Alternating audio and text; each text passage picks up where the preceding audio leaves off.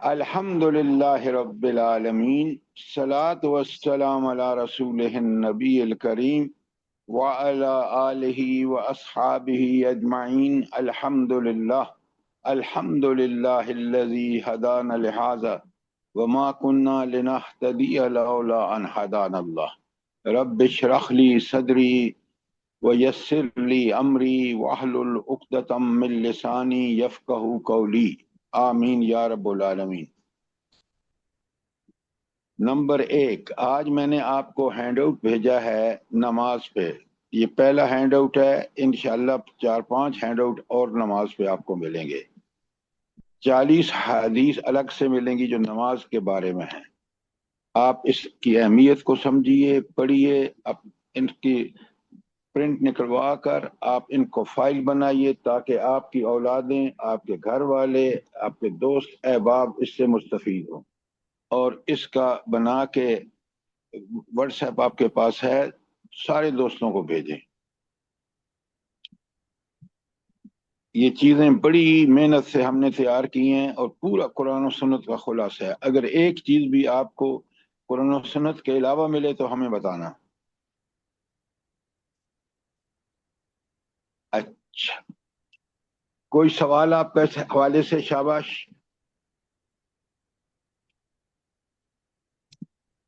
بات کلیئر ہے کہ نہیں؟ جی سر، جی سر، جی الحمدللہ۔ اچھا، اب ہم چلتے ہیں آج کی کل جو پڑھا ہے اس کی دہرائی کرتے ہیں، اور سب سے پہلے ہم دیکھتے ہیں آیت 167، اور دہرائی میں پوری غور سے سنا کریں، اور سوالوں کے جواب جب آپ سے پوچھا جائے تو آپ کوشش کریں جواب دینے کی۔ اچھا، بسم اللہ الرحمن الرحیم۔ وَإِذْ تَأْذَنَّ رَبُّكَ لِيَبْعَثَنَّ عَلَيْهِمْ إِلَى يَوْمِ الْقِيَامَةِ مَنْ يَسُومُهُمْ سوء العذاب ان ربک لسریع العقاب وانہ لغفور الرحیم۔ اچھا، اب یہاں آپ اس سے پہلے حصے میں دیکھتے ہیں آیت کے کہ اللہ تعالیٰ نے کہا کہ میں نے قیامت تک ان پر لعنت بھیجی ہے۔ اللہ تعالیٰ نے کن پر قیامت تک لعنت بھیجی ہے؟ بنی اسرائیل پر۔ ہاں، لیکن ہر وہ بندہ قابل لعنت ہے جو مثل بنی اسرائیل ہوگا۔ مثل کیا ہے بنی اسرائیل کی؟ کہ انبیاء آتے رہے، وہ ڈٹ کے اس کی سنتے رہے لیکن عمل نہیں کیا، اور اپنی یہود ہونے کی فخر کہ اللہ تعالیٰ کی ہماری نسبت جو ہے حضرت ابراہیم، حضرت اسحاق، حضرت یعقوب وغیرہ کے ساتھ ہے، اسی پہ خوش ہوتے رہے۔ ایسے لوگوں کو اللہ تعالیٰ کی لعنت ہے، اور پھر دنیا میں ان کو پھیلا دیا۔ لعنت کا یہ نتیجہ ہے کہ آج بھی وہ سب کچھ ہے ان کے پاس، لیکن بنی اسرائیل کے پاس وہ ایسی حکومت نہیں ہے کہ دنیا میں اپنا رول ادا کر سکیں۔ ہاں، اگر ان میں سے کوئی لوگ اللہ کے رسول صلی اللہ علیہ وآلہ وسلم آخری نبی پر ایمان لائے ہیں تو ان کی قرآن بڑی تعریف کرتا ہے۔ کیوں؟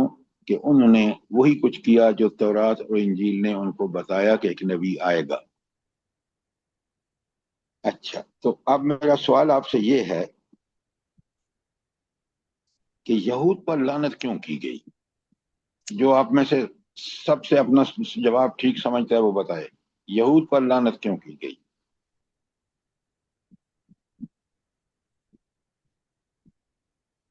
کوئی بھی نہیں سمجھتا کہ اس کا جواب ٹھیک کیا ہے؟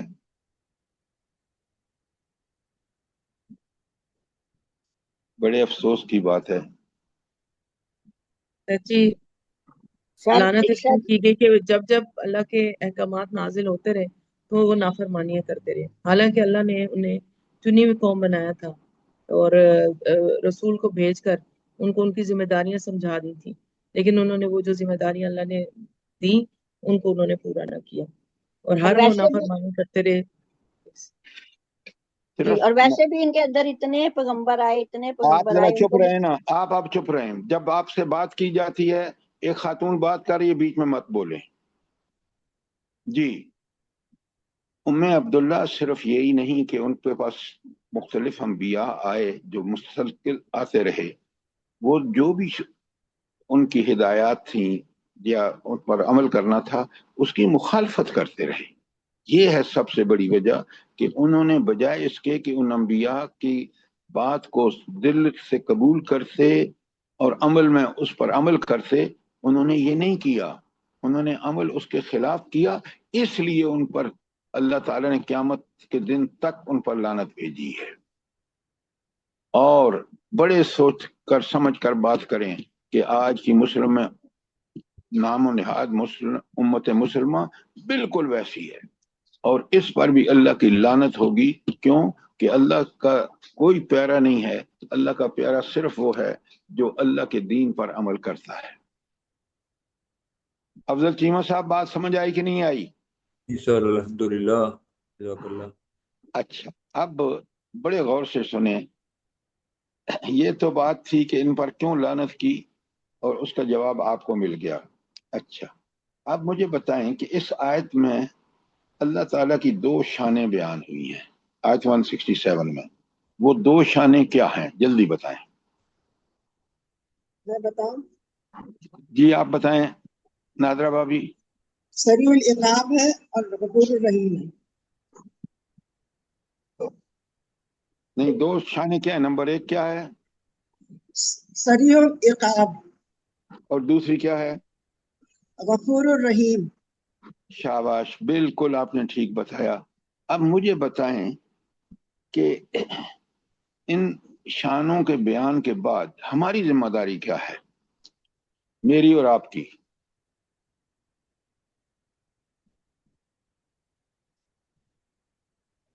سر اللہ سے خوف بھی رکھنا چاہیے اور امید بھی رکھنی چاہیے، رحمت کی اور اس کی۔ نہیں، یہ آپ جو بات کر رہی ہیں نا، یہ خوف اور امید بات کی بات ہے۔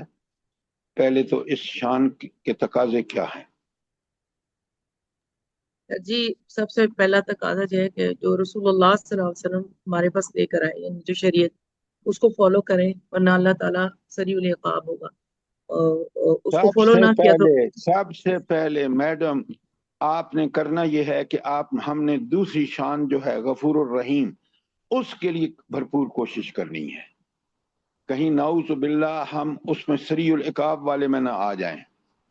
لہٰذا ان شانوں کا بیان کرنے کا مقصد یہ ہے کہ لوگوں، اللہ نے تمہیں آزادی دی ہے، چاہو تو ہدایت اختیار کرو، اگر ہدایت اختیار کرو گے جو نبی کریم صلی اللہ علیہ وسلم اور قرآن اور سنت میں آئی ہے، تو تم اللہ کے اس شان، دوسری شان کے بالکل اپنے آپ کو ثابت کر دو گے۔ لیکن اگر تم نے اللہ کے احکامات کی پابندی نہیں کی، اور خاص کر وہ لوگ جو نبی کریم صلی اللہ علیہ وسلم کی بعثت کے بعد قیامت تک پیدا ہوئے ہیں، اگر وہ قرآن و سنت کی پابندی نہ کریں تو پھر وہ سریع العقاب کی اس میں آئیں گے۔ یہ ہے اس کا صحیح مفہوم۔ عبداللہ بات سمجھ آئی کہ نہیں آئی؟ جی سر۔ اچھا، اب کوئی سوال آپ کا اس بارے میں؟ دیکھیں کتنی جامع آیات ہیں۔ اب ذرا آ جائیے آیت 168 پر۔ اللہ تعالیٰ کہتے ہیں وَقَطَعْنَاهُمْ فِي الْأَرْضِ أُمَمًا، ہم نے انہیں زمین کے اندر منتشر کر دیا اور فرقوں کی صورت میں ان کو تقسیم کر دیا، اور اس میں دو فرقے کون سے ہیں؟ منہم الصالحون ومنہم دون ذالک۔ اب مجھے یہ بتائیں کہ صالحون کون ہیں اور من دون ذالک کون ہیں؟ جلدی بتائیں۔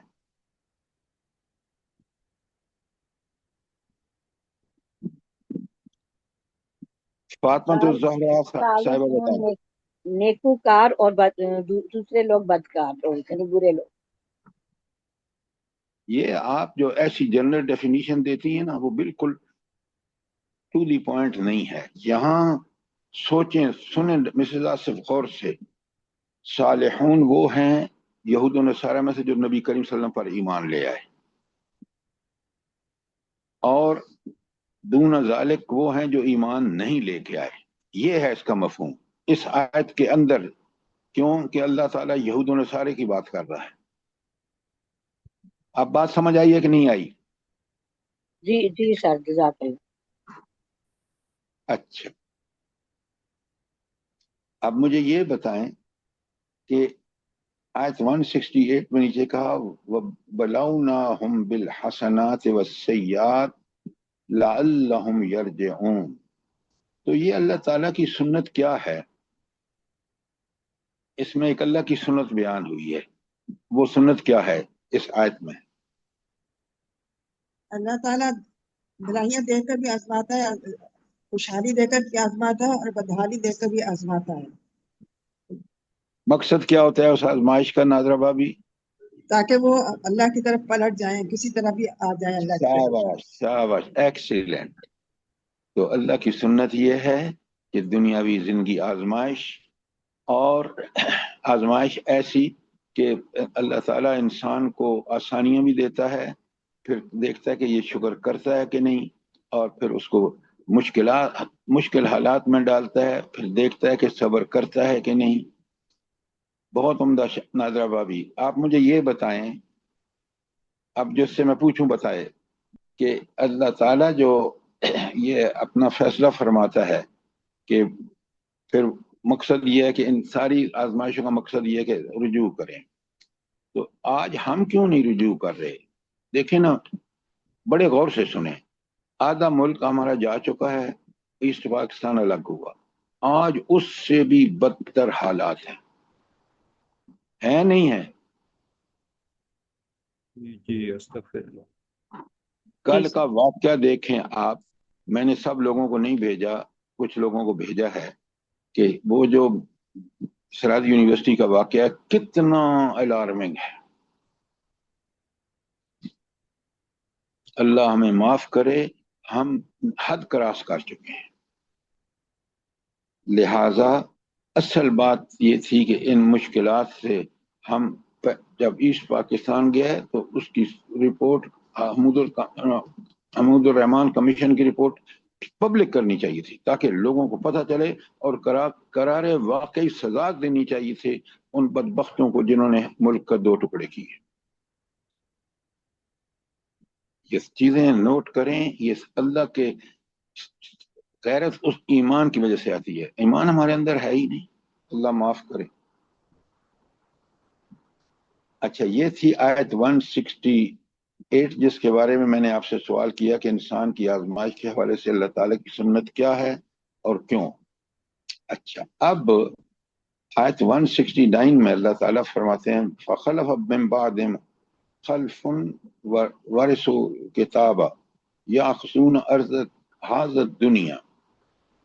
اب دیکھیں نا، یہاں بالکل اس وقت بات ہو رہی ہے، پورا تبصرہ آپ یہاں بھی دیکھ رہے ہیں. اس آیت سورۃ اعراف میں بھی سب سے تفصیلی تبصرہ بنی اسرائیل پر کہاں آیا ہے؟ جلدی بتائیں.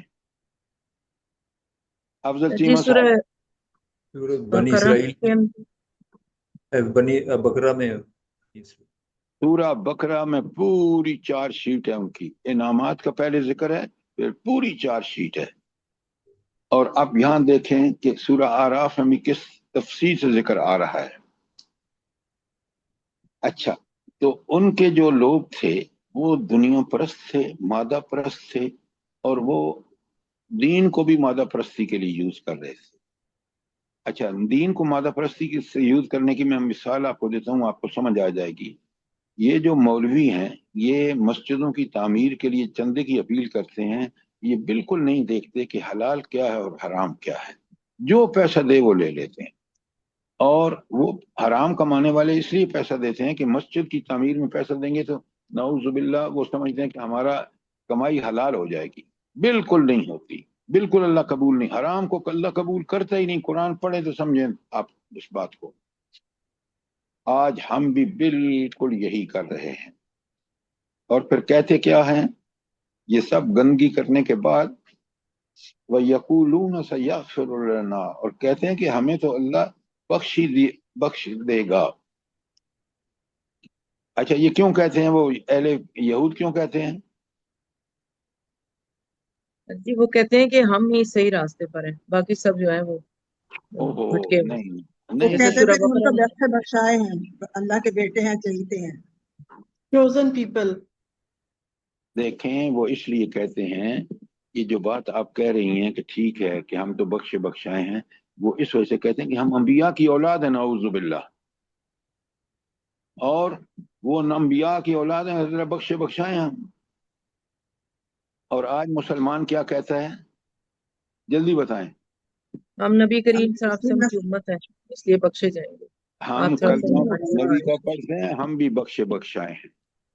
और कलमा तो अबू लहब भी पढ़ता था, सॉरी अबू जहल भी पढ़ता था, और खासकर मदीने का वो जो बंदा था रईसुल मुनाफिकीन, वो कलमा तो वो भी पढ़ता था। अब्दुल्ला बिन उबई।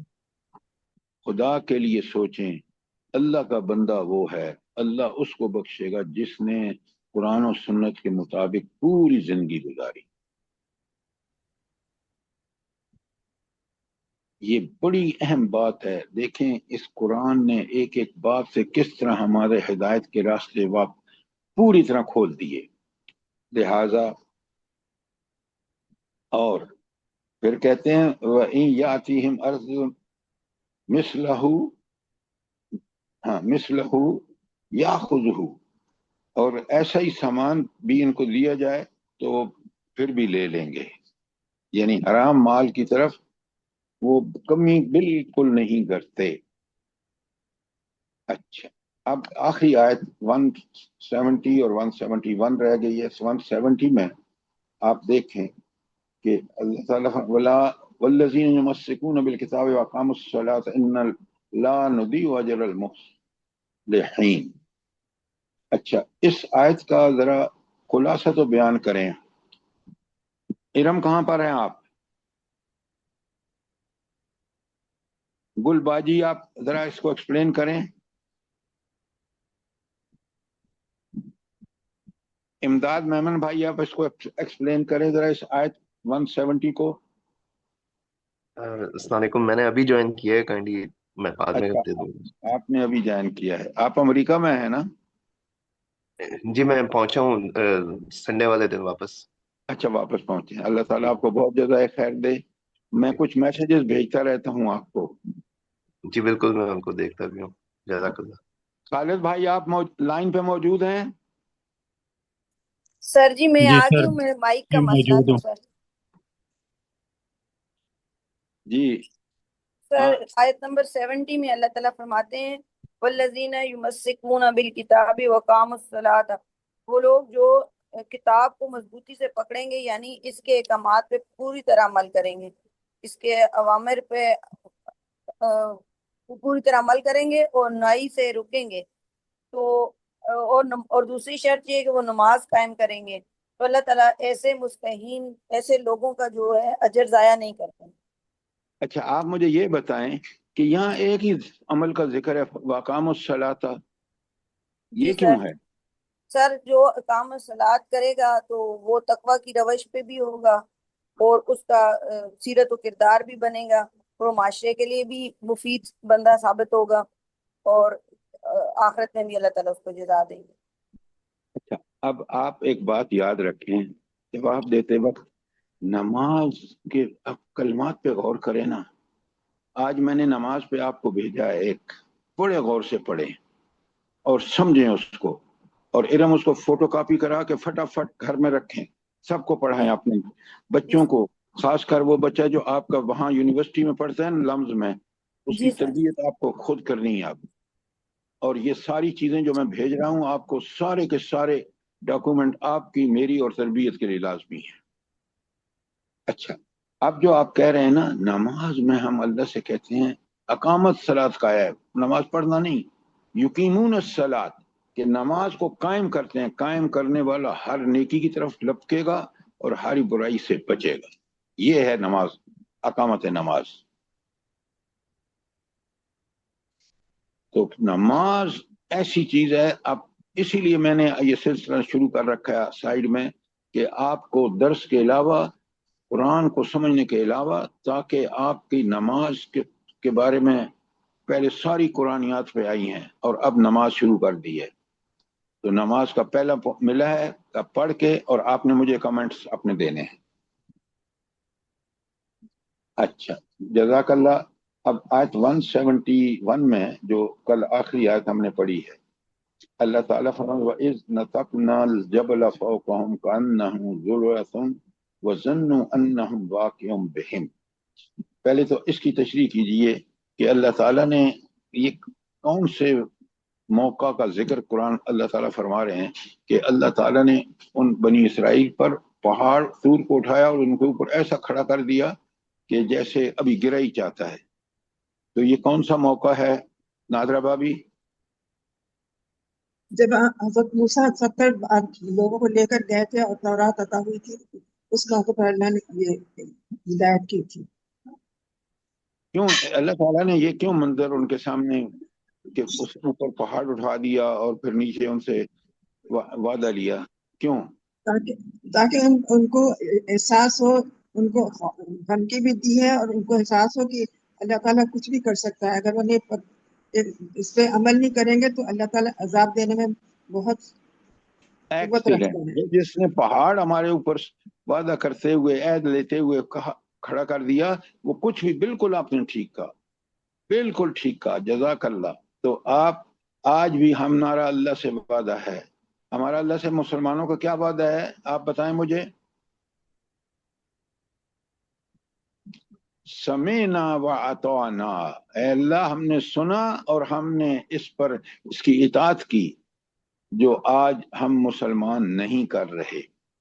ذلت دیکھ لیں، پستی دیکھ لیں، ان ملکوں میں انتہا دیکھ لیں ظلم و ستم کی. ایک سوال ہے جی حکم. سر جی سورہ بقرہ کی آیت 63 میں بھی یہی آیت آئی، پھر سورہ بقرہ کی آیت 93 میں بھی. سر جی پھر یہ ایک ہی واقعہ ہے کہ جس میں طور پہاڑ کو ان کے اوپر بلند کیا گیا تھا؟ اس واقعے کو بیان کرنے کا مقصد وہاں بھی اور یہاں بھی یہ ہے تاکہ مسلمان اپنے اس عہد پر جو سمعنا وأطعنا جو میں آپ کے سامنے بیان کر رہا ہوں اس کی پابندی کریں. ورنہ اللہ کی آپ نے پچھلی آیت میں پڑھا کہ 2 شانیں ہیں، ایک ہے شدید العقاب ہے اور دوسرا ہے غفور الرحیم ہے. تو اگر آپ چاہتے ہیں کہ اللہ آپ کے ساتھ غفور الرحیم والا معاملہ کرے تو پھر آپ کو عہد کی اطاعت کرنی ہوگی. اب بات سمجھ آئی کہ نہیں آئی؟ جی جی سر جی الحمدللہ. اچھا، اب میرا آپ سے سوال یہ ہے کہ اللہ تعالیٰ نے عہد لیتے ہوئے جب پہاڑ کو اوپر کھڑا کیا تو اب آپ نے سن لیا، نادرہ بھابی نے بتایا کہ اللہ نے اپنی طاقت اور علی کل شیء قدیر ہونے کا وہاں لوگوں کو زندہ ثبوت دیا تاکہ وہ سمجھیں کہ کچھ بھی ہو سکتا ہے. اور اگر ہم نے نافرمانی کی تو وہ اللہ جس نے یہاں پہاڑ ہمارے سر پہ کھڑا کر کے اور عہد لیا، وہ ہمارا کچھ بھی ہمارے ساتھ کر سکتا ہے اگر ہم نے نافرمانی کی. اچھا یہ اللہ نے کیوں کہا جو آخری حصہ ہے خذوا ما آتیناکم بقوۃ واذکروا ما فیہ لعلکم تتقون. ہاں جی، یہ اللہ نے کیوں فرمایا جلدی بتائیں مسز آصف. سر اللہ تعالیٰ نے کہا تو رات کو مضبوطی سے پکڑو، اس پہ جو لکھا ہوا ہے اس پر عمل کرو، اور اس جو نصیحت کی گئی ہے اس کے اوپر عمل کرتے ہوئے زندگی گزارو. لیکن ایک لفظ کو آپ چھوڑ رہے ہیں، لعلکم تتقون. شاید کہ تم پرہیزگار ہو. نہیں، تقوی بنی اسرائیل کی بات ہو رہی ہے اور مسلمانوں کی بات بالکل اسی کے سامنے آتی ہے کہ اگر تم ان اعمال پر جو تورات میں بیان ہوئے ہیں احکامات ان پر عمل کرو گے تو تمہارے اندر تقوی پیدا ہو. اب آج مسلمان نہ قرآن کو پڑھتے ہیں نہ قرآن کو سمجھتے ہیں تو ان کے اندر تقوی کیسے پیدا ہوگا؟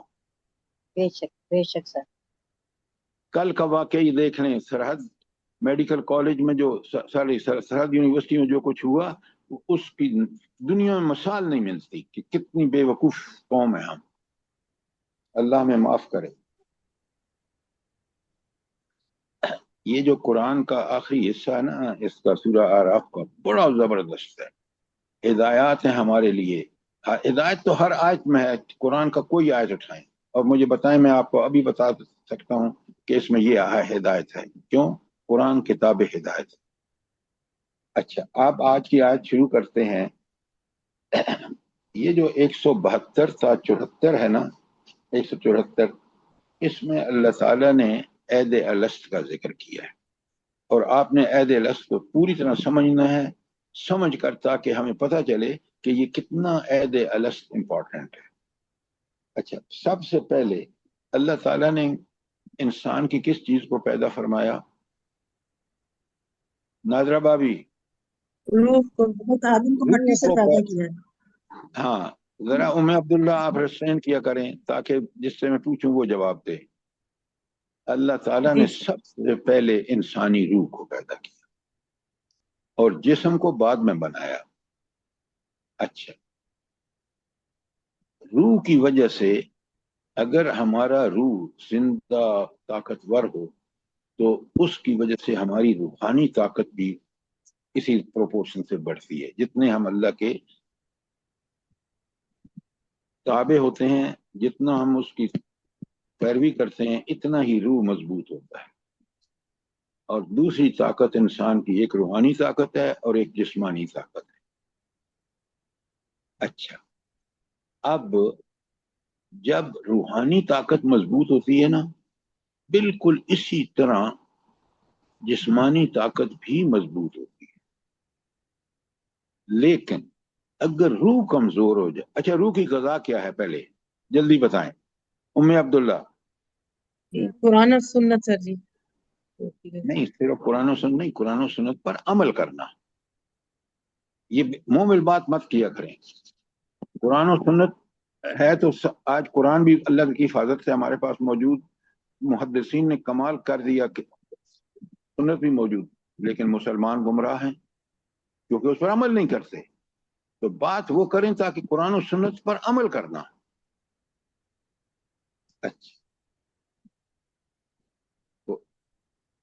اچھا، اب مجھے یہ بتائیں، آپ نے بالکل ٹھیک کہا کہ روح کی غذا جو ہے وہ قرآن اور سنت کی تعلیمات اور اس پر عمل، ایمان اور عمل صالح کی وجہ سے.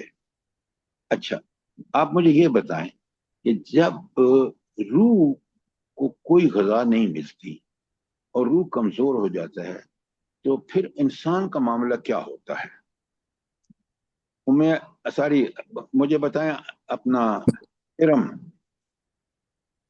سر جب روح کو غذا نہیں ملتی تو روح باری ہو جاتی ہے، باری چیزیں زمین کی طرف آتی ہیں، جبکہ روح کا تعلق تو آسمان سے ہے، تو انسان گناہوں میں گرفتار ہو جاتا ہے. سر بالکل غلط، بالکل غلط. بڑے غور سے سب سنیں اور سمجھیں، اگر بات کلیئر نہ ہو تو سوال کریں. اصل بات یہ ہے کہ جب انسان قرآن پر عمل کرتا ہے، سنت پر عمل کرتا ہے، نبی کریم صلی اللہ علیہ وسلم کے طریقے کو فالو کرتا ہے، روح مضبوط سے مضبوط تر ہوتی چلی جاتی ہے. اور جب روح مضبوط ہوتی ہے تو وہ جسمانی خواہشوں کو بھی کنٹرول کرتی ہے. کیوں کہ اللہ تعالیٰ فرماتا ہے کہ تم میں سے کوئی مومن نہیں ہو سکتا جب تک اس کی ہر خواہش تابع نہ ہو جائے اس دین کے جو میں لے کے آیا ہوں. بڑے نوٹ کریں یہ چیزیں، ہم سمجھیں گے تو پتہ چلے گا. اچھا، اب روح کی یا جسم روحانی طاقت کی مضبوطی کا سارے کا سارا انحصار ہے قرآن کو پڑھ کے سمجھ کے اس پر عمل کریں. اگر یہ کر رہے ہیں تو پھر آپ کا آسمانوں سے اللہ سے تعلق مضبوط ہے. جو آپ نے غلطی کی ہے وہ یہ ہے کہ جب آپ اس پہ عمل نہیں کرتے تو جسمانی روحانی طاقت تو زیرو ہو جاتی ہے. کیوں؟ آپ خواہشات، آپ کی جسمانی خواہشات جو ہیں وہ غالب آ جاتی ہیں.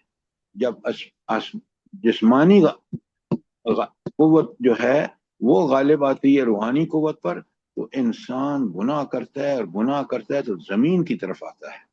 یہ ہے اس کا مفہوم. روحانی طاقت کی وجہ سے اس کا آسمانوں سے تعلق ہوتا ہے، آسمانوں پر گویا ہوتا ہے. اور جب روحانی طاقت قرآن و سنت کو چھوڑ دیتا ہے تو وہ حیوان بن جاتا ہے. بات سمجھ آئی کہ نہیں آئی؟ جی سر الحمدللہ جزاک اللہ خیر. اچھا، اب اسی لیے اوپر اللہ تعالیٰ 170 فرماتا ہے خذوا ما آتیناکم بقوۃ واذکروا ما فیہ لعلکم تتقون. اچھا، تو اب اس کی قرآن میں دوسری جگہ اگر دیکھیں تو اللہ تعالیٰ کہتا ہے کہ لقد خلقنا الانسان فی احسن تقویم. سورہ 3 پڑھ رہا ہوں. لقد خلقنا الانسان فی احسن تقویم. اللہ نے تو انسان کو بہترین صلاحیتوں، ذہنی، فکری، جسمانی، سب بہترین صلاحیتوں کے ساتھ پیدا کیا. اللہ فرماتے ہیں ثم رددناہ اسفل سافلین، پھر ہم اس سے نیچوں کو نیچا کر دیتے ہیں. یہ کب ہوتا ہے؟ انسان کب نیچوں سے نیچا ہوتا ہے بلا؟ جب اس کی روح کمزور ہوتی ہے. دور ہوتے ہیں. جب قرآن و سنت کے مطابق زندگی نہیں گزارتا تو پھر اس جب کی یہ اس کے حالت ہے. خلاف زندگی گزارتا ہے تو وہ ان حیوانوں سے بھی بدتر ہوتا ہے. اللہ نے تو اس کو شعور دیا، اللہ نے اس کو پیدا فرمایا تو اس کو نیکی بدی کی پہچان اس کے اندر رکھ دی. شعور اس کو دیا کہ برائی کیا ہے، نیکی کیا ہے. کسی چیز میں شعور نہیں ہے سوائے انسانوں اور فرشتوں کے، جنوں کے بھی ہے. لہذا انسان اس وقت نیچوں سے نیچا ہوتا ہے. سنیں، اللہ کہہ رہے ہیں ہم کر دیتے ہیں. کیوں؟ اللہ نے اجازت دی ہے کہ تم چاہو تو اللہ کے دین پر عمل کر کے فرشتوں سے بلند ہو جاؤ، آسمانوں تک پہنچ جاؤ، اور چاہو تو اس پر عمل نہ کر کے تم نیچوں سے نیچے حیوانوں سے بدتر ہو جاؤ. یہ بات سمجھیں، بڑی اہم بات ہے. اب جب انسان حیوانوں سے بھی بدتر، دیکھیں نا حیوانوں سے بدتر کیوں ہو گیا؟ حیوانوں میں تو شعور ہی نہیں ہے. اس نے شعور کے ہوتے ہوئے اس نے کھانا پینا بالکل حیوانوں کی طرح کھایا پیا اور مر گئے. یہ ہے وہ بات جو نوٹ کرنے کی ہے کہ اللہ تعالیٰ نے ہمیں جس طرح پیدا فرمایا ہے، ہمارا حق ہے کہ ہم اس کی عبادت کریں. بات سمجھ میں آئی کہ نہیں آئی؟ بہت اہم ہے. تو روح کو زندہ رکھیں. روح زندہ کب رہے گا؟ جب ہم قرآن و سنت کی پیروی کریں گے جس طرح نبی کریم صلی اللہ علیہ وآلہ وسلم نے کی. اچھا، اب اللہ تعالیٰ نے یہ جو عہد الست ہے نا انسانوں کو، اچھا پہلے یہ مجھے بتائیں کہ انسان میں شعور کب آیا کہ یہ نیکی ہے یہ بدی ہے؟ کب شعور آیا؟ یہ تو اللہ نے کہ شروع سے ہی انسان اللہ کو تعالیٰ نے انعام کر دی اس کی نیکی اور بدی کے اندر. فالہمہا خدا کا فجورہا. خوف کریں، خدا کا خوف کریں. یہی چیز ہے جو سمجھیں آپ. انسان میں نیکی اور بدی کا شعور اس وقت آیا جب روح اس کے اندر پھونکی. اب آپ سنیں اور سمجھیں اور لکھیں اس کو کہ انسان کو شعور اس وقت آیا جب اللہ تعالیٰ کی پھونکی ہوئی روح جو ہے اس کے اندر داخل ہوئی تو سب اس کو شعور بھی آ گیا، پتہ بھی چل گیا نیکی کیا ہے، برائی کیا ہے.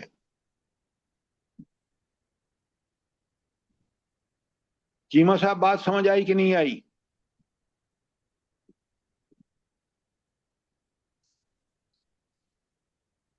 امداد بھائی بات آپ کی سمجھ میں آئی ہے کہ نہیں آئی؟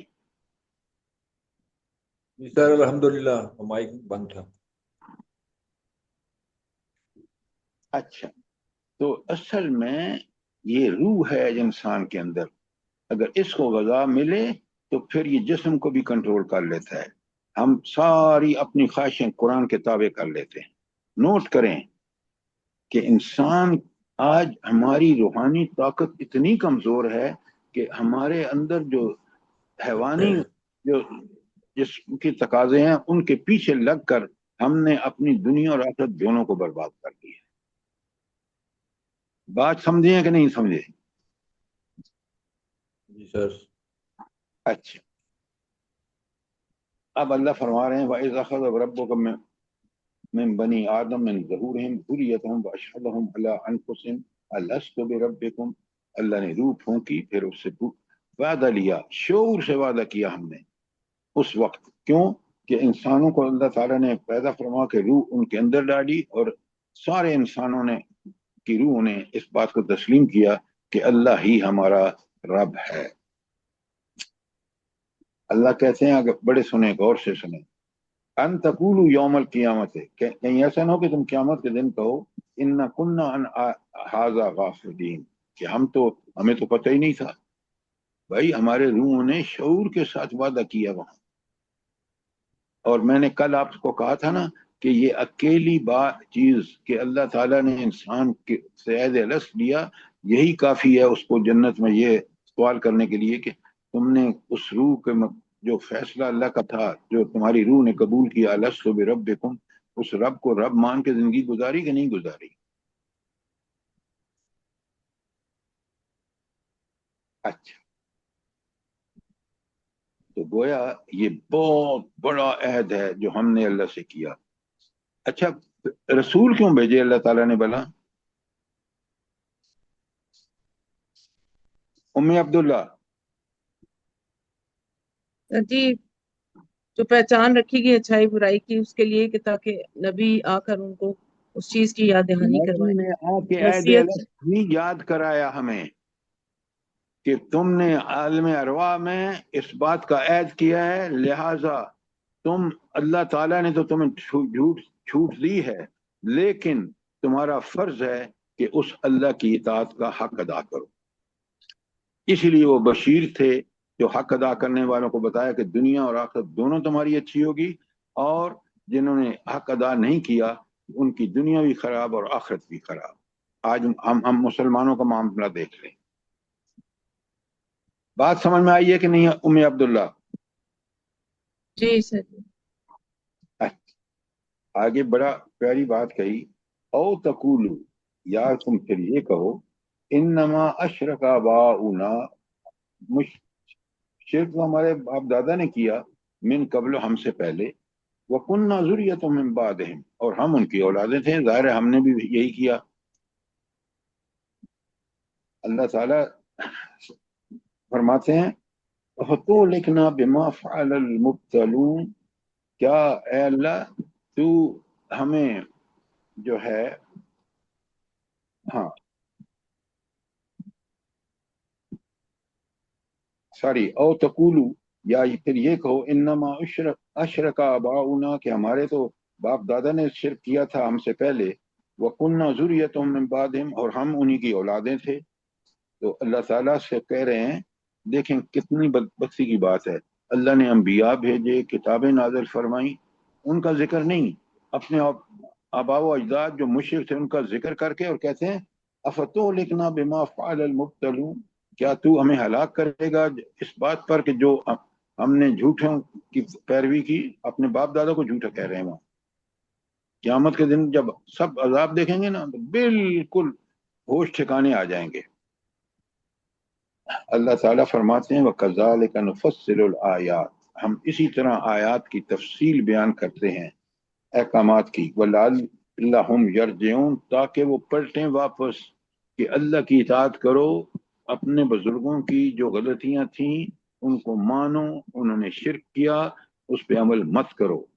عمل کرنا ہے تو عہد الست کو یاد رکھو، اور انبیاء بھیجے تاکہ بشیر اور نذیر ہوں، اور وہ تمہیں کیا بتاتے ہیں، اگر اس کو مان کر اس کی اطاعت کرو گے تو بشیر ہیں، بشارت دے رہے ہیں، ورنہ انذار کر رہے ہیں جہنم کا۔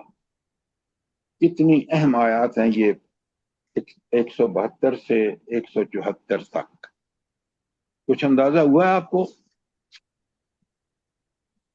ناظرہ بابی، اندازہ ہوا آپ کو؟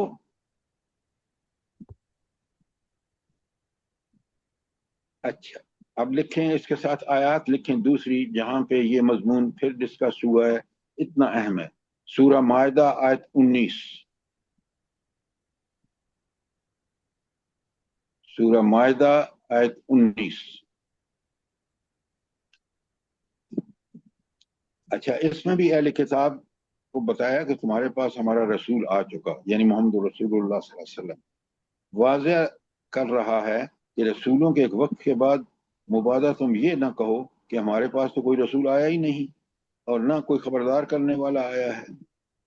اور سورہ انعام لکھیں، سورہ انعام کی آیت 156 میں فرمایا کہ اب مسلمانوں کو، یہاں 156 میں کہ اللہ سے مسلمان کل یہ نہ کہیں کہ بھائی آپ نے یہود و نصارہ کو تو بڑی کتابیں دی، ہم پر کوئی کتاب ہی نازل نہیں کی۔ تو بنی اسرائیل بنی اسماعیل جو اولاد ہیں حضرت اسماعیل کی، ان سے کہا کہ اب میں نے تمہیں کتاب دے دی، نبی بھی بھیج دیا تم نے۔ یہ کتنی اہم بات ہے اور ہم بالکل اس کو ٹال دیتے ہیں۔ کوئی سوال ہو آپ کا؟ سر جی یہ جو آیت نمبر 172 میں آیا ہے وَأَشْهَدَهُمْ عَلَىٰ أَنفُسِهِمْ، اور یار سر اس کو ذرا سا کھول دیں، اور ان کو گواہ بنایا خود ان کے اوپر۔ جی کیا آیت کا ٹکڑا بتایا آپ نے؟ وَأَشْهَدَهُمْ عَلَىٰ أَنفُسِهِمْ أَلَسْتُ بِرَبِّكُمْ، أَشْهَدُهُمْ عَلَىٰ أَنفُسِهِمْ سر۔ بالکل ٹھیک، آپ بتائی، بات سمجھ آئی جو آپ نے کیا کہا۔ دیکھیں انہوں نے جب آپ کا روح آپ کے اندر آئی، روح نے شعور اور روح نے اعتراف کیا کہ الست بربکم، اور آپ نے فوراً جواب دیا سارے انسانوں نے کہ ہاں اللہ ہی ہمارا رب ہے۔ تو یہاں جس کا ذکر آپ کر رہے ہیں کہ انہوں نے ان تقولو نہیں قالو بلا، انہوں نے اس کا جواب ہاں میں دیا شعور کے ساتھ۔ کیوں کہ روح سے پوچھا جا رہا ہے، روح ہی انسان کے اندر داخل ہوتی ہے۔ بات سمجھ آئی کہ نہیں آئی؟ جی سر، جزاک اللہ۔ اچھا، اب اگلی آیت ذرا ایک بڑی پیاری تمثیل کا مطلب مثال سے بات واضح کی جاتی ہے۔ قرآن نے تمثیلی انداز بھی اپنایا، اور یہاں آپ دیکھیں یہ مثال تو اصل میں یہود کی ہے، تو یہود کی مثالیں کیوں بیان کی جا رہی ہیں؟ مجھے بتائیں، ہمارے لیے کیا فائدہ ہے؟ ہمیں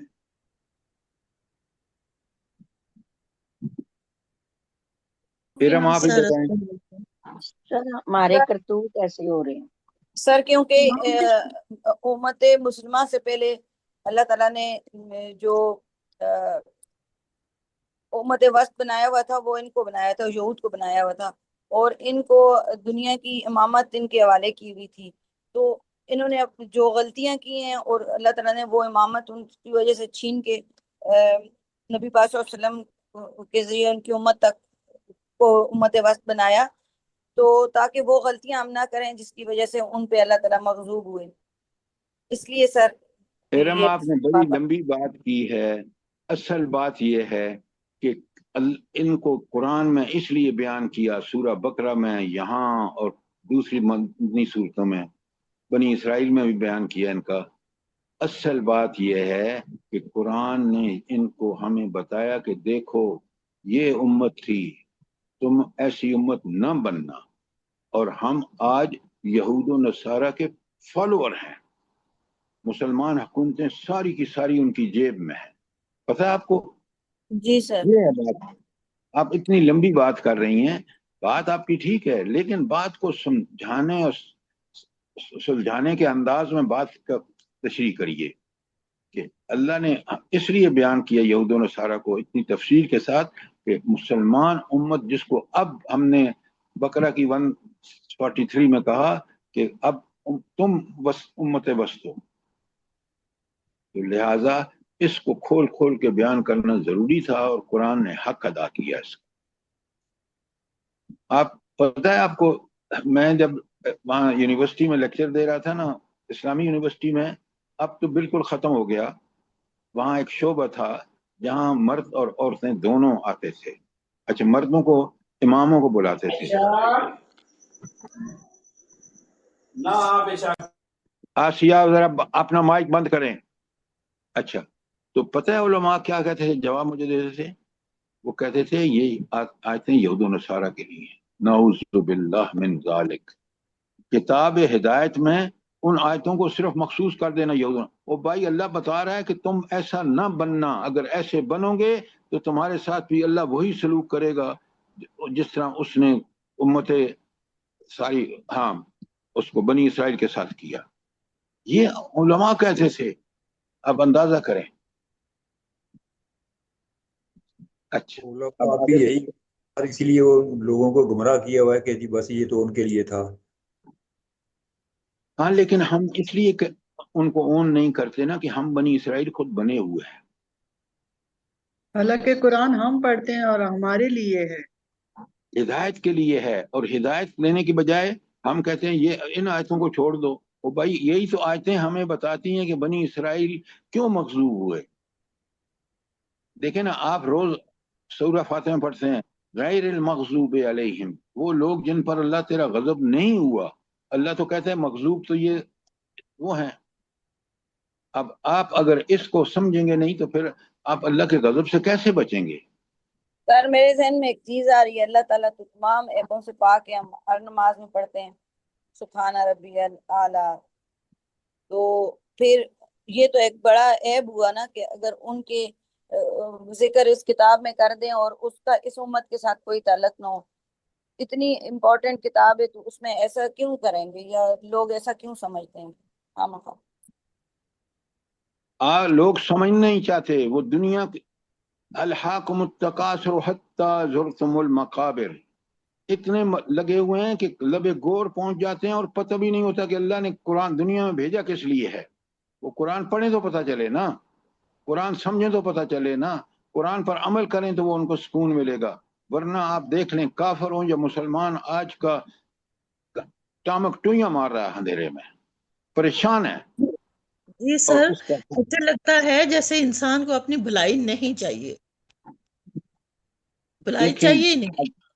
آپ مجھے یہ بتائیں، اگر انسان کو بھلائی نہیں چاہیے تو اللہ تعالیٰ تو غنی ہے، غنی عن العالمین ہے، اس نے ہدایت بھیج کر ہم پر احسان کیا ڈاکٹر صاحبہ، جی سر، احسان یہ کیا کہ وہ ہدایت ہمیں بتائی جو دنیا اور آخرت میں، دیکھیں نا، اس ہدایت پر عمل کر کے سب سے پہلے دنیا کے لیے آپ ایک بہترین انسان بنتے ہیں۔ جی سر، آج آپ کس کی بات کریں گے؟ ڈاکٹروں کو دیکھیں، اتنی دوائیاں بنا دی ہیں فارماسیوٹیکل کمپنی نے۔ ایک شوگر کی بات لے لیجئے، اب ہر آدمی ڈاکٹر کو وہ ٹکٹ دیتے ہیں، کبھی عمرے کا، کبھی یورپ جاؤ، جو بھی جس طرح۔ صحیح ہے۔ مقصد کیا ہے کہ تاکہ یہ ہماری دوائی ریکمینڈ کریں، یہ کمپنی کا ٹارگٹ ہے۔ اور میں آپ کو بتاؤں، میرے ایک دوست ہیں جو ہمارے ایڈوائز اس میں ٹرسٹ کے ممبر بھی ہیں، وہ پرنسپل ہیں آج کل، وہ کہتے ہیں جب میں نے پاس کیا، انہوں نے نستر میڈیکل سے کیا، تو انہوں نے کہا کہ اس وقت جو ڈاکٹر کبھی ہمیں پتہ چلتا تھا نا تو لوگ لانتیں بھیجتے تھے اس پر کہ یہ فارماسیوٹیکل کمپنی سے اس نے یہ مال بناتا ہے۔ اور آج اس نے کہا آج کے دور میں کوئی ڈاکٹر شاید ہی ہو جو اس سے برائی سے بچا ہوا۔ اب ڈاکٹر سر صاحب قابل تعریف سمجھا جاتا ہے کہ آپ میری دیکھیں۔ بات سنیں، جی میں ٹھیک کہہ رہا ہوں یا نہیں کہہ رہا ہوں؟ بالکل سر، آپ صحیح کہہ رہے ہیں، سب کچھ دیکھا ہوا ہے۔ تو آپ دیکھیں نا، انجینئر کرپٹ، ڈاکٹر کرپٹ، آپ کا جج کرپٹ، آپ کی اسٹیبلشمنٹ کرپٹ، تو خیر کہاں سے آئے گا؟ سر وہی بات ابھی آپ نے ہمیں سمجھائی ہے کہ جب روحانی طور پر انسان کمزور ہو جائے گا، روحانی طاقتیں کمزور ہو جائیں گی، تو پھر یہی کچھ ہوگا نا سر۔ تو روحانی طاقتوں کو طاقتور بنانے کے لیے تاکہ وہ جسم کو کنٹرول کریں، برائی سے بچے، تو ہمیں قرآن اور سنت پہ عمل کرنا چاہیے، یہ اس کا میسج ہے۔ اچھا، تو اب اللہ تعالیٰ جو تمثیل بیان فرما رہے ہیں، اللہ فرماتے ہیں وَاتْلُ عَلَيْهِمْ نَبَأَ الَّذِي آتَيْنَاهُ آيَاتِنَا فَانسَلَخَ مِنْهَا۔ اچھا، اس آیت میں یہ جو ایک خاص آدمی کا ذکر ہو رہا نا، یہ قرآن کی اکثر تفاسیر میں ہے، اور بالکل بات صحیح ہے کہ اللہ تعالیٰ نے جس شخص کا ذکر ہو رہا ہے نا، اس آدمی کا نام پتہ کیا ہے؟ آپ بتائیں مجھے کیا نام ہے اس جی کا؟ سر جی، بلعم باورا، بلعم بن یہ تو کسی کا بلعم شخصیت باورا۔ نہیں ہو سکتی ہے۔ اچھا، یہ یہودی تھا اور بڑا عالم فاضل تھا۔ اللہ تعالیٰ نے اس کا مطلب ہے کہ اللہ کہہ رہے ہیں نا کہ وَأَتْلُ عَلَيْهِمْ الَّذِي آتَيْنَاهُ آيَاتِنَا، جس کو ہم نے آیتیں دی، یعنی بڑا عالم فاضل تھا، فانسلخ منہا، تو وہ وہاں سے ان کو چھوڑ کر بھاگا، ان سے برات کا اعلان کر کے اور برائی میں لگ گیا. فتبہ الشیطان، تو شیطان کی اس نے پیروی کی. اب دیکھیں یہاں ایک بات اچھی طرح نوٹ کریں، شیطان اللہ کے بندوں کے پاس اس پر کوئی زور نہیں. قرآن خود کہتا ہے جو اللہ کا بندہ اگر ان آیات پہ عمل کرتا تو اللہ کا بندہ بن جاتا. جب ان سے نکل بھاگا، خود اس نے پہلے شیطان کا شکار ہوا اور پھر شیطان نے اس پر قبضہ کر لیا. بات سمجھ آئی کہ نہیں آئی؟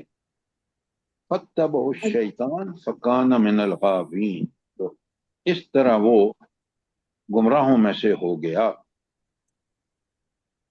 کوئی سوال آپ کا؟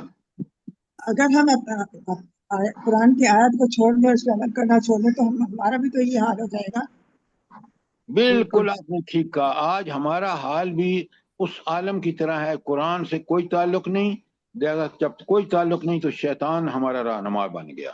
سر جی یہاں آیات سے کیا مراد ہوگی کہ ہم نے اس شخص یعنی بلعم بن باورہ کو آیات عطا کی، تو یہ آیات یہاں کیا علم کی آیات کا صورت میں آئے مطلب گا؟ ہے تورات. سنیں غور سے، آیات کا مطلب ہے تورات کا علم دیا اللہ تعالیٰ نے ان کو. اب سمجھ آئی کہ نہیں آئی؟ جی سر بہت ہمیں اچھی. تو قرآن کا علم دیا ہے، اگر ہم اس کو چھوڑ دیں گے تو ہمارا یہی حال ہوگا. ہاں لیکن اسی لیے قرآن نے بیان کی ہے یہ یہاں بالکل اور تمثیل سے بیان کی ہے تاکہ مثال دے کہ جو بھی اللہ کی آیات سے نکل بھاگے گا، ان کے خلاف کرے گا، تو اس نے ایسی حرکت کی کہ اللہ اس پر شیطان مسلط کر دیتا.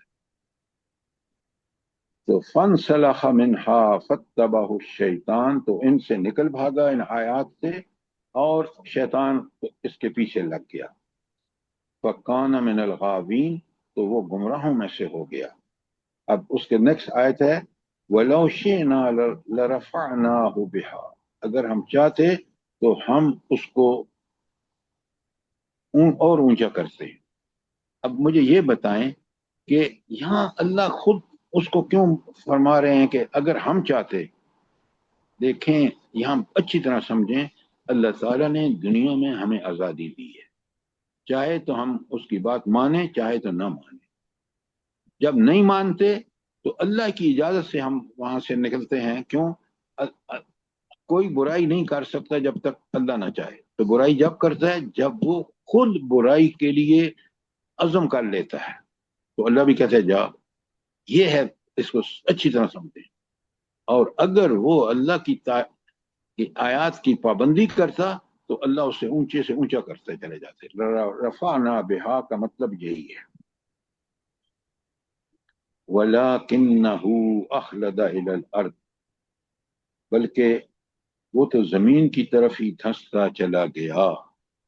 جب اللہ کی آیات اس کے پاس تھیں تو وہ آسمانوں پر تھا، جب اس سے نکل کر بھاگا، چھوڑ دیں، اس کے خلاف کیا، تو اب اس پہ غالب آ گئی اس کی جسمانی قوتیں، آرزویں، طلب اور خواہشیں، اور وہ زمین کی طرف مطلب ہے کہ اس نے وہ اعمال کیے جو جسم کی ریکوائرمنٹ تھی، اور وہ آسمانوں کی طرف نہیں، اب وہ زمین میں دھس گیا. کوئی سوال آپ کا؟ شاباش،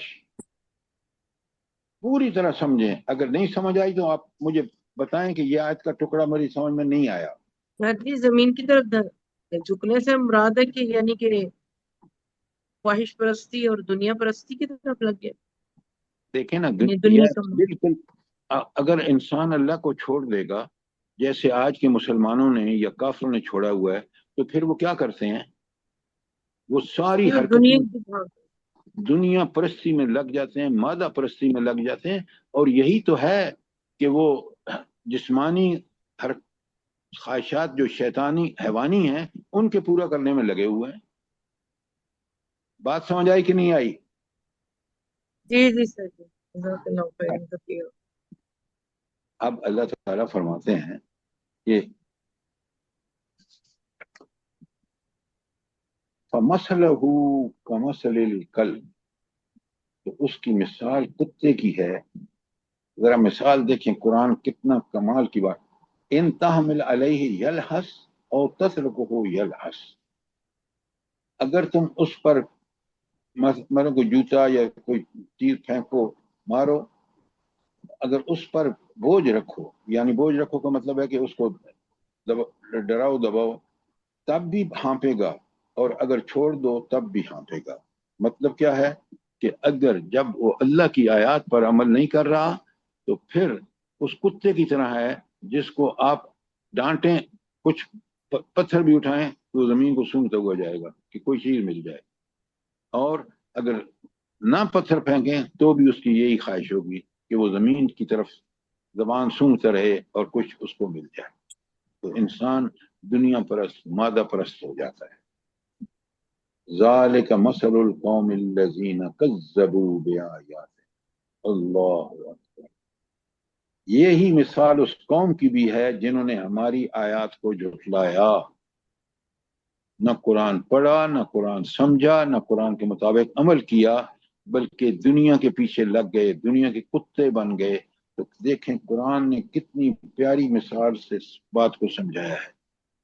आज हम वही कौम हैं जो अल्लाह ताला कह रहे हैं आयात की तकजीब की। जबान से हम कहते हैं कि हम मुसलमानों के घर पैदा हुए, लेकिन अमल काफिरों से भी बढ़कर। आप देख लें, जजेस को देख लें, एस्टेब्लिशमेंट को देख लें। अल्लाह अल्लाह अल्लाहुम्मा ला तजअलना मिनहुम, अल्लाहुम्मा ला तजअलना मिनहुम। ताकि अल्लाह आखिर में फरमाते हैं फअक्सुस फिल कसस लअल्लहुम यतफक्करून।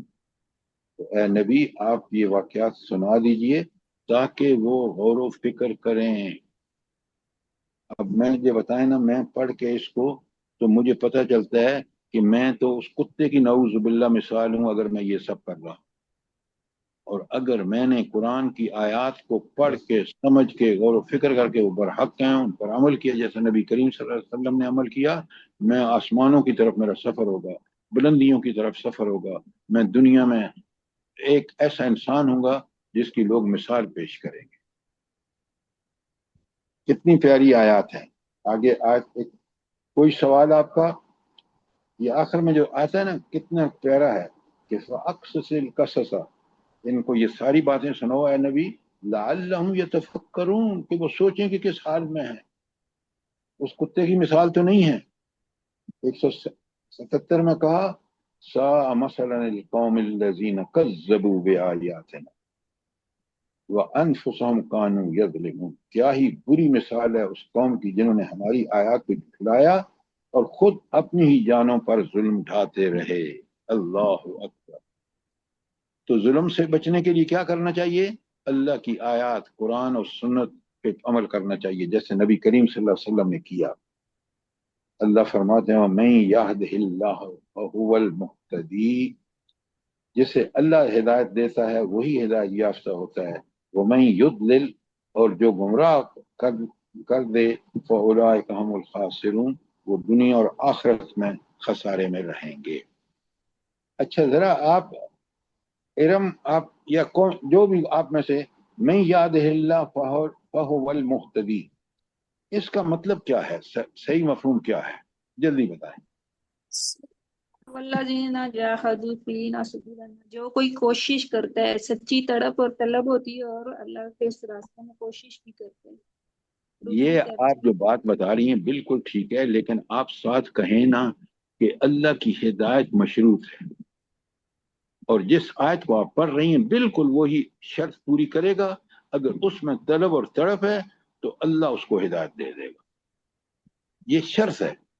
जो हिदायत से मुंह मोड़ेगा, अल्लाह ने आजादी दी है, मोड़ ले मुंह, दुनिया में भी जलील होगा। आज देख लें ट्रंप कितना जलील है, आज देख लें मुसलमान हुक्मरान कितने गिरे हुए हैं। अल्लाह अकबर, क्या बात है कुरान की।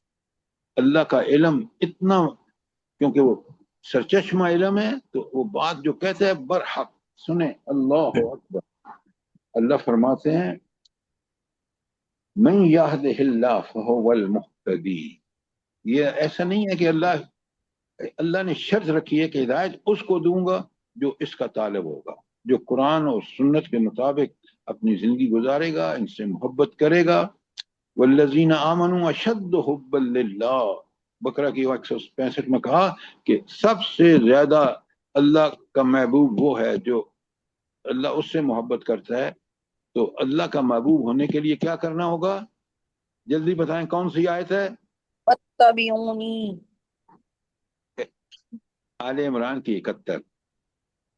कुल इन कुंतुम तुहिब्बून अल्लाह, उनसे कहो कि अगर तुम वाकई अल्लाह की मोहब्बत रखते हो, वाकई आले ईमान हो, तो फिर मेरी इत्तबा करो, रसूल नबी करीम सल्लल्लाहु अलैहि वसल्लम की इत्तबा करो। और फिर फरमाया वहीं युद्ध ले लो। और ये तो हिदायत करने वाले का क्या, वो मोतदी है, वो तकवा पर रवश पर कायम है, वो दुनिया में भी कामयाब आखिरत में भी। और जो मैं युद्ध लिल, जिसको वो हिदायत ना दे, किसको हिदायत नहीं देगा? जिसके अंदर तलब और तड़प नहीं होगी, तो वो फौलाइका हुमुल खासिरून, वो सारे के सारे इंसान घाटे में। ये थी आयत 78 और टाइम खत्म हो गया है।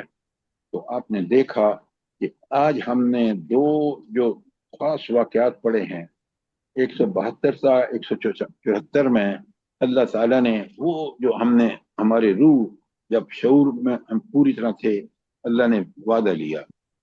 और ऐद अलस्त, वो उसकी तफसील मैंने आपके सामने बयान की है।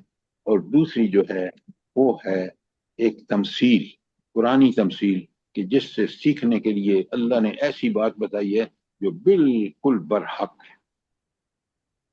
आपका कोई सवाल हो इन चीजों के बारे में, इनको समझें। रूह क्या है, रूहानी ताकत क्या है, रूहानी कुव्वत क्या है, जिस्म क्या है, जिस्मानी ताकत क्या है। अगर रूहानी ताकत ना हो तो फिर, क्योंकि रूहानी ताकत होगी तो वो जिस्मानी सारी कुव्वतों को कंट्रोल करेगी, और उस वक्त हमारी ख्वाहिशात क्या हो जाएंगी? अल्लाह के ताबे हो जाएंगी। और तमसील भी कितनी जबरदस्त है, पढ़ें समझें, कल सवालों के लिए तैयार हो गए हैं। रब्बना तकब्बल मिन्ना इन्नका अंतस समीउल अलीम व तुब अलैना इन्नका अंतत तव्वाबुर रहीम। सुब्हानक अल्लाहुम्मा व बिहम्दिका अशहदु अल्ला इलाहा इल्ला अंता अस्तगफिरुका व अतूबु इलैक। आमीन सुम्मा आमीन। अल्लाह पाक आपको सेहत तंदुरुस्ती वाली जिंदगी दे, आपकी बीमारी को आसान करे और हम लोगों को इसी तरह कुरान के साथ जोड़े रखे परवरदिगार। हम लोगों के औलादों को, तमाम दुनिया के मुसलमानों को इसी कुरान पे अमल की तौफीक दे, और हम लोगों के अब बैठना कबूल कर ले परवरदिगार, हम लोगों की तौबा को कबूल कर ले और हम लोगों से राजी हो जाए, हम लोगों को नेक बंदों में शामिल करे परवरदिगार। अल्लाह पाक सेहत तंदुरुस्ती दे सब बीमारों को जो तकलीफ में है और जो इस दुनिया से रुखसत हो गए हैं, उनकी आगे की मंजिलें आसान करे परवरदिगार। हम लोगों की सर मैं वो पूछना था, मैंने क्या था, ये जो कुत्ते की मिसाल यहाँ बयान की गई है आयत में, तो इसमें ये भी तो कहा जा सकता है ना कि मादा परस्ती और ख्वाहिश परस्ती की इतनी हिर्फ, इतनी लालच, इतनी हवस बढ़ गई है कि वो कुत्ते की तरह जुबान उसकी बंदी नहीं होती। जैसे वो हर चीज में जुबान खोले रखता है, इस तरह इंसान की भी हर तमा लालच हराम हलाल पे खत्म हो जाती है। यानी उसको परवाह नहीं होती कि मैं हलाल खा रहा हूँ या हराम खा रहा हूँ। मैडम, ये कुत्ते की मिसाल बड़ी जबरदस्त मिसाल है। कुत्ता, आपको तो तजर्बा नहीं होगा, मुझे बिल्कुल तजर्बा है। कुत्ते को आप कोई पत्थर भी मारे ना, फिर भी वो हटते हटते हुए सूंघता चलता है, जमीन को सूंघ कर जाता है। अगर वैसे भी सूंघ रहा है, अगर पत्थर भी मारे फिर भी सूंघता है। क्यों? वो इतना बेगैरत हो जाता है कि उसको पता ही नहीं होता कि वो अपना सूंघने में इतना मसरूफ है।